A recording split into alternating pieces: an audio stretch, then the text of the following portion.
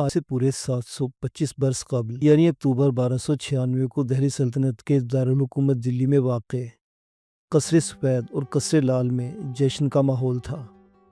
اس روز ان دونوں محلوں سے ہیرے موتی لٹائے جا رہے تھے، سونے، چاندی اور جواہرات تقسیم کیے جا رہے تھے، اور شاہی خزانے کا منہ رایا کے لیے کھول دیا گیا تھا، کیونکہ اس روز علاؤالدین خلجی کی تاج پوشی تھی۔ وہی علاؤالدین خلجی جنہوں نے اس کے بعد مہرولی کے شمال میں کوئی کوس بھر کے فاصلے پر محل 1000 ستون تعمیر کرایا اور پھر تقریباً پورے ہندوستان پر اسی محل میں بیٹھ کر راج کیا۔ محل میں جشن کا سا سما کوئی نیا نہیں تھا، بلکہ یہ اسی دن سے جاری تھا جس دن علاؤالدین خلجی نے اپنے چچا اور سسر یعنی دہلی سلطنت کے سلطان جلال الدین کو دھوکے سے قتل کروا کر اپنی بادشاہت کا اعلان کیا تھا۔ اگرچہ سلطان جلال الدین کے قتل سے خوف و ہراس کی فضا بھی بن گئی تھی، مگر مورخین کا کہنا ہے کہ علی گرشب یعنی کہ علاؤالدین خلجی نے علاؤالدنیا والدین محمد شاہ السلطان کے لقب سے 29 جولائی 1296 کو ظہر کے وقت اپنی بادشاہت کا اعلان کر دیا۔ علاؤالدین نامی ایک کتابچے کے مصنف پرویز اشرفی لکھتے ہیں کہ جلال الدین کے واقعہ شہادت سے عوام و خواص کو علاؤالدین سے نفرت ہو گئی۔ ان حالات کو بھانپ کر علاؤالدین نے دکن سے جو مال غنیمت حاصل کیا تھا اسے عوام میں بے دریغ لٹایا۔ کہتے ہیں کہ دہلی آتے وقت اس نے ہر پڑاؤ پر 5 من سونا ایک چھوٹی منجنیق کے ذریعے لٹایا۔ اس کے علاوہ جو لوگ فوج میں آ کر بھرتی ہوتے انہیں سینکڑوں روپے انعام میں دیے جاتے تھے۔ دولت کی اس قدر بارش سے اس نے عوام کے ساتھ ساتھ عمائدین دہلی کو بھی اپنا ہمنوا بنا لیا۔ دریائے گنگا اور دریائے جمنا میں برسات کے پانی کی طغیانی کے سبب علاؤالدین کو دلی تک پہنچنے میں کچھ وقت ضرور لگا، لیکن بدایوں دروازے سے دلی میں داخل ہونے کے بعد جب جلال الدین کے چھوٹے بیٹے رکن الدین نے مقابلے کی ٹھانی تو اس کی فوج کا ایک حصہ علاؤالدین سے جا ملا، جس کے بعد رکن الدین رات کی تاریکی میں اپنی والدہ اور دوسرے جانثاروں کے ساتھ جو کچھ بھی محل سے لے جا سکتے تھے لے کر غزنی دروازے سے ملتان کے لیے روانہ ہو گئے، جہاں ان کے بھائی کی عملداری تھی۔ علاؤالدین خلجی کو جس طرح آج انڈیا میں ایک خاص طبقے کی جانب سے ایک وحشی، عیش پرست اور ظالم بادشاہ کے طور پر پیش کیا جاتا ہے، وہ اس کے برعکس ایک سمجھدار اور موقع شناس بادشاہ تھے، جنہوں نے گپتا سلطنت کے بعد ہندوستان کے سب سے بڑے خطے پر حکومت کی اور دلی سلطنت کو دکن اور گجرات تک وسعت بخشی۔ آکسفورڈ یونیورسٹی کے معین الدین احمد نظامی کا کہنا ہے کہ علاؤالدین خلجی ایک انتظامی ذہانت، ایک حوصلہ مند حکمران اور ایک عظیم سیاستدان تھے۔ ایک مضبوط اور نظم و ضبط کی فوج کے ساتھ انہوں نے بہت سی بغاوتوں کا خاتمہ کیا اور جنوبی ایشیا کی سب سے بڑی سلطنتوں میں سے ایک کو کنٹرول کیا۔ ان کی سب سے بڑی فوجی کامیابی میں سے ایک متعدد منگول حملوں سے ہندوستان کو محفوظ رکھنا ہے۔ انہوں نے اس بات کو یقینی بنایا کہ عمرہ کی طاقت کو کنٹرول میں رکھا جائے اور انتظامی عہدیدار دولت اور طاقت حاصل نہ کریں جس سے ان کی تاج کو کوئی خطرہ لاحق ہو۔ علاؤالدین بادشاہ جلال الدین کے بڑے بھائی شہاب الدین مسعود کے گھر پیدا ہوئے اور ان کا نام علی گرشب رکھا گیا۔ تاریخ دان محمد سعید احمد جعفری نے اپنی تصنیف سکندر ثانی سلطان علاؤالدین میں لکھا ہے کہ سلطان جلال الدین فیروز شاہ خلجی نے بدست خود اپنے ایک بھتیجے جس کا نام علاؤالدین بن شہاب الدین مسعود تھا، اس زمانے سے جب کہ وہ اپنی ماں کا دودھ پیتا تھا، نہایت ناز و نم سے پالا۔ یہ اسے اپنے بیٹوں سے بھی زیادہ عزیز رکھتا تھا، مارنا تو درکنار، کبھی تیز نگاہ سے بھی اس کی طرف نہ دیکھا تھا۔ جس طرح عموماً امیروں کے بچے لاڈ پیار میں ایک حرف بھی پڑھ کر نہیں سناتے، اسی طرح یہ بھی خالی ہی رہا اور خزانہ علم سے بہرہ نہ ہو سکا، لیکن اس میں بچپن سے ہی شجاعت اور مردانگی کے آثار پائے جاتے تھے۔ سلطان جلال الدین جو کہ خود نہایت شجاع تھا، یہ دیکھ کر بہت خوش ہوا کرتا تھا اور اس پر ہر وقت جان چھڑکنے کے لیے تیار رہتا تھا اور اس کی ذرا سی تکلیف سے سخت بے چین ہو جاتا تھا۔ وہ مزید دیکھتے ہیں کہ جب سے علاؤالدین ہاتھ پاؤں میں قابو آئے تو اپنے بدن اور قد کے موزوں ہتھیار سنبھالنے لگا۔ شروع سے ہی تیر اندازی، نیزہ بازی، شکار اور گھڑ سواری کا عاشق تھا۔ سن تمیز کو پہنچنے تک تمام فنون سپاہ گری میں وہ مہارت اور کمال پیدا کیا کہ سن رسیدہ اشخاص دیکھ کر انگشتے بدندہ رہ جاتے تھے۔ ضعیف سلطان چچا اپنے نونہال کی حرکات و سکنات کا مشاہدہ کر کر کے باغ ہوتا تھا، مگر یہ خبر نہ تھی کہ جو دیکھ رہا ہے یہ میری موت کے سامان ہے۔ علاؤالدین خلجی کو کڑاکے بغاوت کو کامیابی سے کچلنے کے بعد وہاں کا گورنر بنا دیا گیا تھا۔ اس کے بعد قرب و جوار کے علاقے کو دلی سلطنت میں ملانے پر ان علاقوں کا بھی ذمہ دار بنا دیا گیا۔ اس سے قبل علاؤالدین کو سلطنت کا امیر ترک یعنی جشن کا ذمہ دار بنایا گیا تھا، اور بادشاہ نے اپنی ایک بیٹی کی شادی اپنے ایک بھتیجے علاؤالدین سے کی، جبکہ دوسری بیٹی کی شادی دوسرے بھتیجے اسلم بیگ سے کی جو کہ علاؤالدین کا سگا بھائی تھا۔ بھیسلہ اور مالوا کی مہم کے دوران علاؤالدین خلجی کو دیوگری کی دولت کا علم ہوا اور اس نے اپنے چچا کو بتائے بغیر اس پر حملہ کیا اور کامیابی سے ہمکنار ہوا، لیکن اس نے دلی جانے کے بجائے کڑا واپسی کی اور اپنے بھائی کو سلطان کے پاس یہ کہہ کر بھیجا کہ علاؤالدین ان سے بہت خوفزدہ ہے، جس کے سبب وہ ان سے ملنے کی جسارت نہیں کر سکتا اور اسے معافی نامہ دیا جائے۔ بادشاہ نے فوراً معافی نامہ فراہم کیا اور پھر اسلم بیگ نے کسی طرح بادشاہ کو کڑا کے سفر کے لیے راضی کر لیا، جہاں روزے کی حالت میں بادشاہ کو قتل کروا دیا گیا اور علی گرشب علاؤالدنیا والدین بن کر ابھرا۔ اگرچہ فارسی ماخذ میں رانی پدمنی کا کوئی ذکر نہیں ملتا، لیکن یہ طبقہ اس بات پر مصر ہے کہ رانی پدمنی یا پدماوتی کے حصول کے لیے علاؤالدین بادشاہ نے کوئی دقیقہ نہیں اٹھا رکھا۔ معین احمد نظامی کہتے ہیں کہ علاؤالدین خلجی نے سن 1303 میں چتور پر حملہ کیا اور اس پر قبضہ کر لیا، جبکہ 16ویں صدی کے ایک صوفی شاعر ملک محمد جائسی نے 1540 میں ایک افسانوی تمثیلی کہانی لکھی جس میں انہوں نے چتور پر حملے کی وجہ سے چتور کے راجہ کی ملکہ پدمنی کو حاصل کرنے کی سلطان کی خواہش کو قرار دیا۔ ان کا کہنا ہے کہ جس طرح کہانی میں رومانس، مہم جوئی اور المیہ آپس میں ملتے ہیں، اس نے لوگوں کے ذہنوں کو اپنی لپیٹ میں لے لیا اور 17ویں صدی کے دوران فرشتہ اور حاجی الدبیر کی کہانیوں سمیت کئی فارسی تاریخوں میں اسے بیان کیا گیا۔ راجپوتوں کی مقامی روایت پر انحصار کرتے ہوئے برطانوی افسر کرنل جیمز ٹوڈ نے اس کہانی کو مزید پرشکو انداز میں پیش کر دیا۔ معین احمد کا مزید کہنا ہے کہ یہ کہانی غیر حقیقی اور تاریخی غلطیوں سے بھری ہوئی ہے۔ یہ چتور کی فتح کے بعد 2 صدیوں سے زیادہ عرصہ بعد ایک صوفی کے رزمیہ میں بطور ایک تمثیلی کہانی کے لکھا گیا تھا اور یہ کسی حقیقی تاریخی واقعہ کی داستان نہیں ہے۔ ابتدائی تاریخ دانوں، شاعروں یا مسافروں جیسے بارانی اسامی، امیر خسرو، ابن بطوطہ، بہامید خان اور یحییٰ سرہندی میں سے کسی نے بھی پدمنی معاملہ کی طرف اشارہ نہیں کیا۔ امیر خسرو جو سلطان کے ہمراہ چتور پہنچے اور محاصرے کا تفصیلی احوال دیتے ہیں، اس طرح کے کسی واقعے کا ذکر نہیں کرتے۔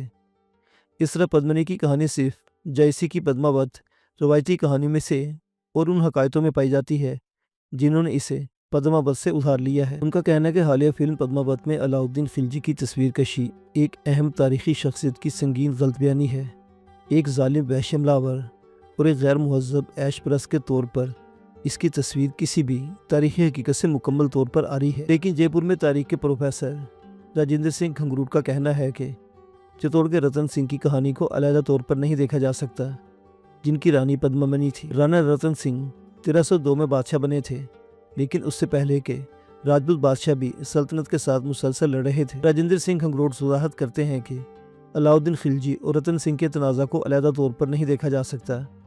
یہ اقتدار کی جدوجہد تھی جس کی ابتدا محمد غوری اور پرتھوی راج چوہان کے درمیان سن 1191 میں ہوئی تھی۔ پروفیسر کھنگروٹ نے کہا، ترکوں اور راجپوتوں کے درمیان تنازع کے بعد دہلی سلطنت اور راجپوتوں کے درمیان تنازع شروع ہوتا ہے۔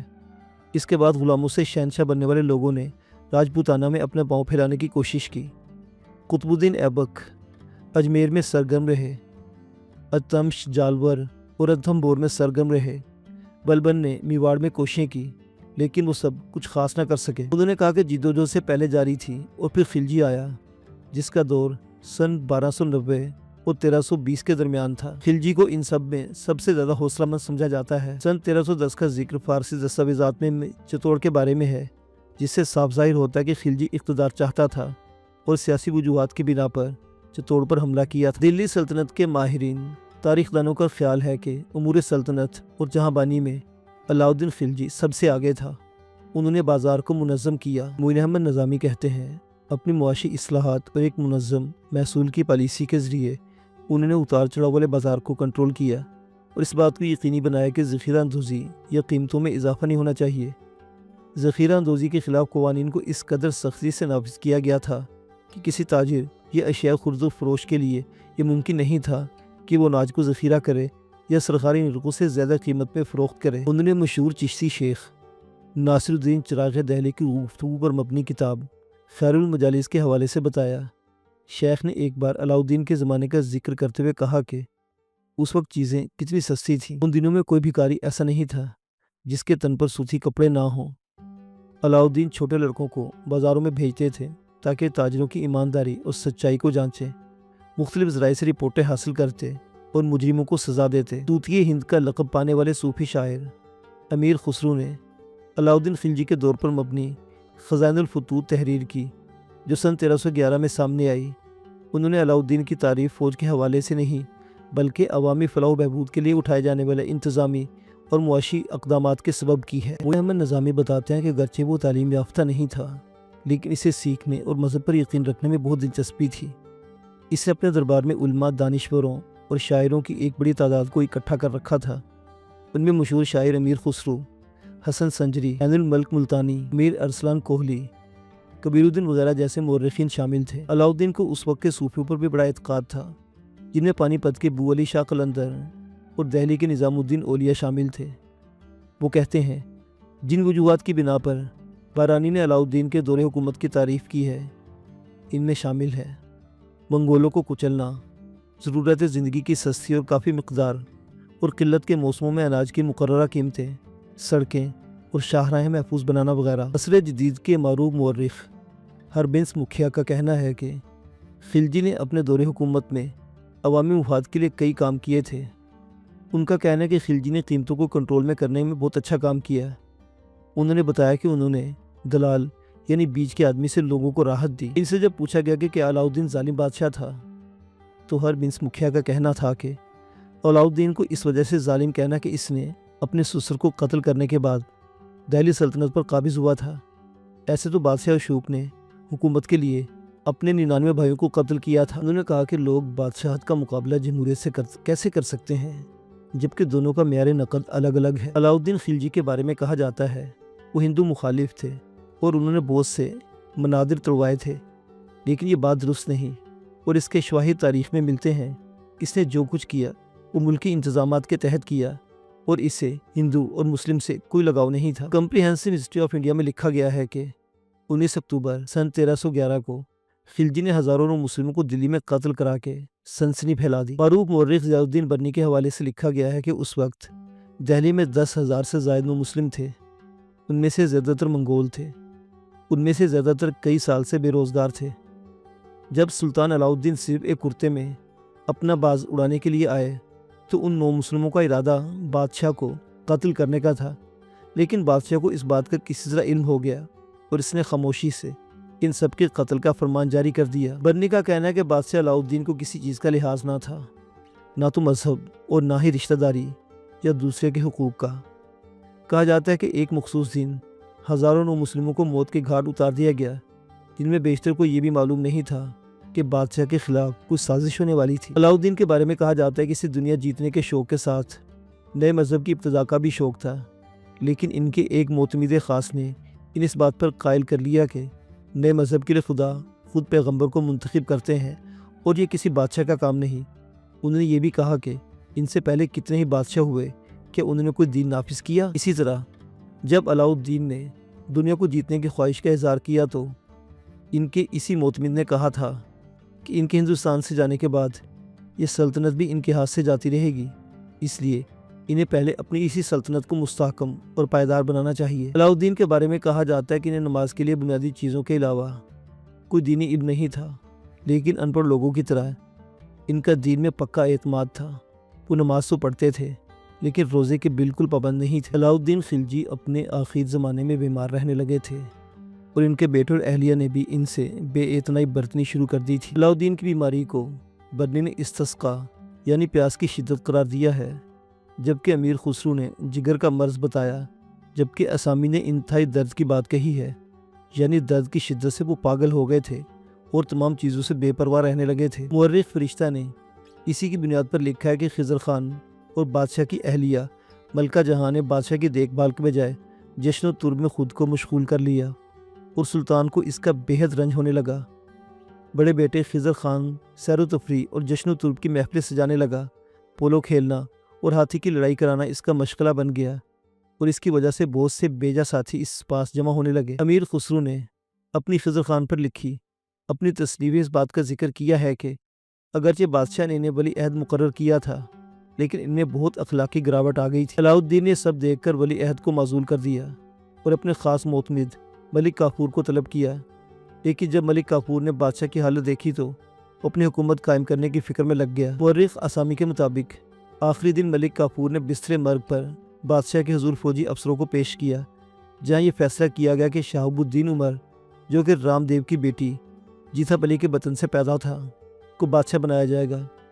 شہاب الدین اس وقت تقریباً 6 سال اور چند ماہ کا تھا، اس لیے اس کے نام پر امور مملکت ملک کافور کے ذمہ ہوگا۔ بادشاہ کی حالت بگڑتی گئی اور ان کے منہ سے ایک لفظ نہ نکلا، اور ان کی خاموشی کی حامی مان کر شہاب الدین کو ان کا جانشین قرار دیا گیا۔ اور پھر اسی رات دیر گئے 4 جنوری سن 1316 کو بادشاہ نے آخری سانسیں لی اور ملک کافور نے بادشاہ کی انگوٹھی نکال کر سنبل کو تھمائی، جو کہ اس بات کا اختیار تھا کہ وہ فوری گوالیار جائے اور قلعے کی ذمہ داری سنبھالے، اور واپسی سے قبل بادشاہ کے بڑے بیٹے خضر خان کو نابینا بنا دیا جائے۔